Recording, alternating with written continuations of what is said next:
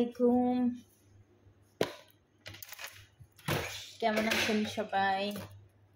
আশা করি আলহামদুলিল্লাহ সবাই ভালো আছেন। দেখেন আজকে বিরিয়ানির প্যাকেটের মশলা দিয়ে বিরিয়ানি পাক করলাম। তাও হচ্ছে খাসির মাংসের বিরিয়ানি দিয়ে আমি মুরগির মাংস রান্না করছি। তার কারণ হচ্ছে মুরগির বিরিয়ানি মশলা আছে, কিন্তু এতে না আছে কোনো গ্রান, শুধু ঝাল আর লবণ। ঠিক আছে, ওতে কোনো ঘ্রাণ নাই। হচ্ছে এইটার ভিতরে ঘ্রাণ আছে, মানে বিরিয়ানি একটা সুন্দর একটা ঘ্রাণ আছে। তো এই জন্য হচ্ছে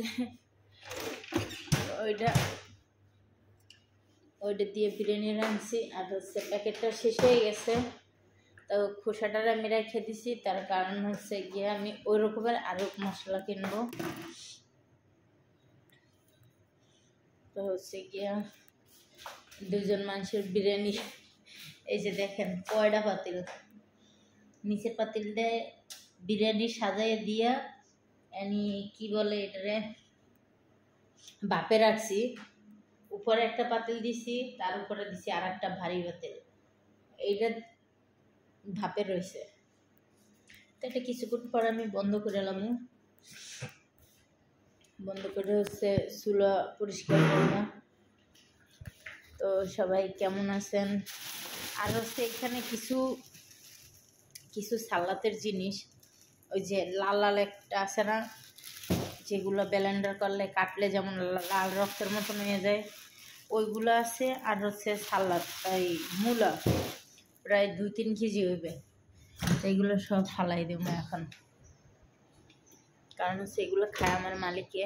তা আমার মালিকে তো এখন নাই, মালিকে তো গেছে সফরে 1 মাসের। হ্যাঁ, আইতে এগুলো নষ্ট হয়ে যাবে। তো এগুলো রেখে লাভ কি, ফালাই দেবো যেন কেউ না জানে। তো গাইস, সবাই ভালো থাকবেন, সুস্থ থাকবেন। আর হচ্ছে দেখেন আজকে এই কম্বলটা ধুইছি পরে ও মানে মা আমার হাতে ব্যথা বেড়ে গেছে। এই যে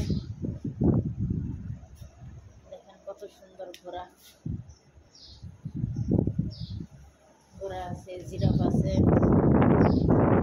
আজকে কম্বলটা ধুইছি পরে আমার ডেনা ডোনা দেখতেছি খুব ব্যথা হয়ে গেছে। ওয়াশিং মেশিনের মধ্যে দিছি, কিন্তু ওয়াশিং মেশিন ঘুরে না, এটার ভারে ওয়াশিং মেশিন ঘুরে না। তারপরে হাত দিয়ে ডলছি, সাবান দিয়ে 2-3 বার ধুইছি, কারণ কম্বলের ভিতরে উইলের গুঁড়া যদি লাগে তাই সহজে কিন্তু ফেনা ছাড়ে না। তা আমার হাতের এই গিটটাতে এমনি ছুটানো, আরও ব্যথা এখন পুরো আমার ডেনা ধরে গেছে। দেখেন গাইস, গাছের গোড়ায় আসলে কত সুন্দর শান্তি, এত শান্তি। না একটু গরম বোঝা যায়, না একটু রোদ বোঝা যায়, অনেক সুন্দর একটা ঠান্ডা বাতাস।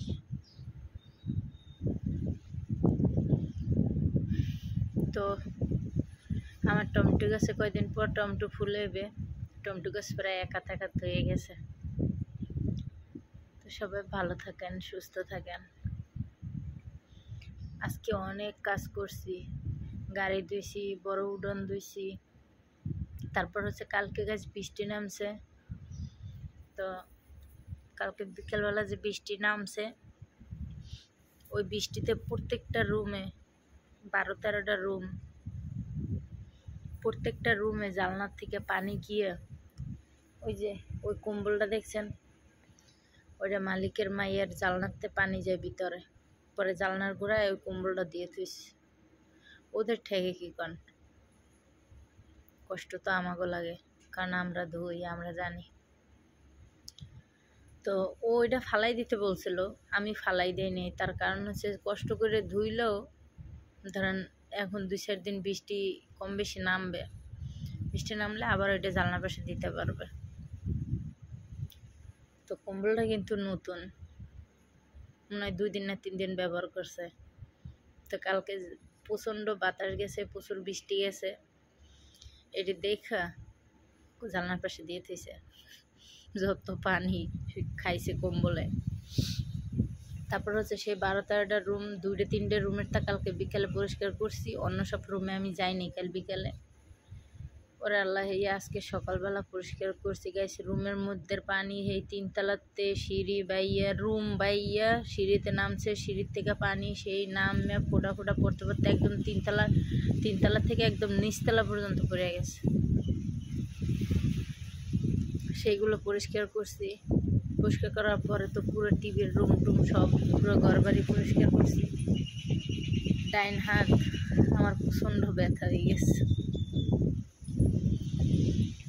যাই হোক, কিছু করার নাই। আপনাদের সাথে যাও 2-একটা কথা শেয়ার করে। হয়তো অনেকেই বলে যে এসব কথা বলে লাভ আছে, প্রবাসে কেন গেছো, প্রবাসে গেছো তো বোঝো খেলা। তো গাইস, প্রবাসে আসছি, কষ্ট করলেও আমাদের শান্তি। তার কারণ টাকা কয় টাকা হাতে পাই। আর দেশে গার্মেন্টসে চাকরি করলে 10,000 15,000 টাকা বেতনে কয় টাকা রাখতে পারতাম, ঘর ভাড়া, খাওয়ান বিল, কারেন্ট বিল, গ্যাস বিল দিয়ে। এখানে কষ্ট হয়, কষ্ট করলেও লাভ আছে। তো আপনাদের সাথে একটু কষ্ট শেয়ার করি, সেটাও যদি আপনারা বলেন এমন কথা, তো আর কিছু বলার নাই। ঠিক আছে, ভালো থাকবেন, সুস্থ থাকবেন। ওকে, আল্লাহ হাফেজ, আসসালামু আলাইকুম।